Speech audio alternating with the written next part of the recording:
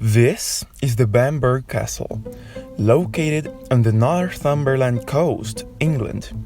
Have you ever considered taking a tour of a real castle? So come with us through the gates of this monumental 4th century building. If you aren't yet impressed by the nightly images of the castle, take a moment to think. It has 16 centuries of construction, battles, damage, achievements, and restoration. But this isn't a fairy tale castle. It's not all perfect, with polished marble on all sides. Bamburgh Castle is a rustic work built on the coast precisely to protect England from attacks, for example, from Scots and Vikings. Also rustic are these little houses here. With their rugged walls and thatched roofs, this small village with few residents complements the view of the castle with architecture as old as itself, and yet very well preserved. The fort has numerous rooms, some of which have balconies from which it's possible to glimpse the entire length of the small village and its farming fields. The main tower is permeated by secret passages that give the Colossus a mysterious atmosphere. On its other side, it has a huge courtyard that even has internal streets for vehicles. There is also a central tunnel that faces the main tower with its night illumination. From here, you can see how many windows this giant needs to stay lit, especially during winter, when lighting is reduced at large latitudes, as is the length of each day. Nowadays, comforting items were added for visitors, such as benches with floral ornaments, and food courts with umbrellas for the summer have also been added to this antique museum. Still, the most impressive view is this, the clock tower. From here, you can see the beach from end to end, the way the old owners needed it to block any attempt of attack. Attacks that were barred with all their might, often the castle being defeated or destroyed by enemy artillery, even with the use of cannons installed in the waterfront section. All this majesty surrounds the Bamburgh Coast Circuit, which I believe to be one of the most intense Forza Horizon 4 circuits, because it has technical corner sequences, few references for braking, and fast cornering.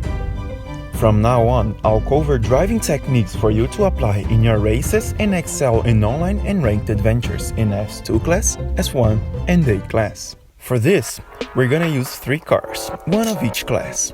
First, the Midnight Purple Nissan Skyline GTR V-Spec, chassis code R33, a JDM legend for its incredible performance on the track with its all-wheel drive system.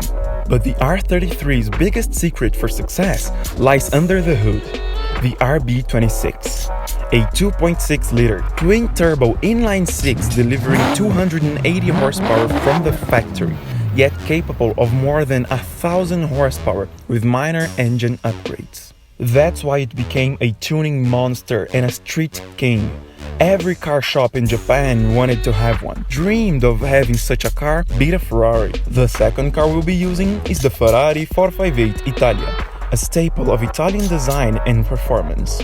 0 to 60 in about 3 seconds, and to obtain that, it has a 4.5-liter V8 revving up to more than 9,000 RPM to produce 560 horsepower. Just listen to that. The third and final car is the Aston Martin Vulcan, here with a special livery. This car is insane, an NA V12 with 7 liters of displacement in the front, resulting in 820 horsepower to the rear wheels. Up front, a splitter scraping the ground. Inside, a cockpit. Behind, a huge wing. And that's it. Need to say no more. We're gonna start with the most important aspect of racing, the racing line. That means apexing every corner and bringing the car wide on the corner exits. So you bring the car to the inside, and in the corner exit, you bring it to the outside. So try to take this turn as closely as possible, and in the next one, you're just gonna follow this line. You don't wanna bring the car to the dirt here, but if you do, it's alright in this class. This move is gonna bring you to the right path, which is basically a straight line to the next corner. The next set of corners you're gonna take in very slowly, just with fine movements of throttle and brake to bring the car to a steady state of balance. So from here, you're just gonna accelerate as soon as possible, especially in this class, that I made the GTR more grippy and a bit less powerful. This is going to bring us to the Ferrari, which is S1 class and is much faster, therefore you need to brake here in this braking point. Don't brake too much here. If you go into the grass, it's okay, you won't lose control. Here you wanna throttle it just to balance the car, turn the wheel tightly and gas on the exit. Use the braking point here to be able to apex the next corner.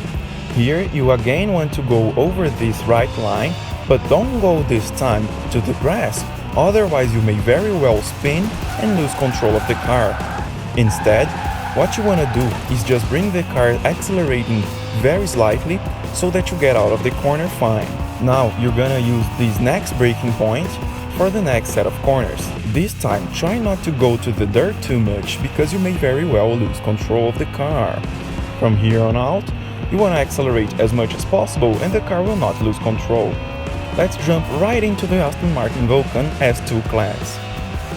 This is a very fast car.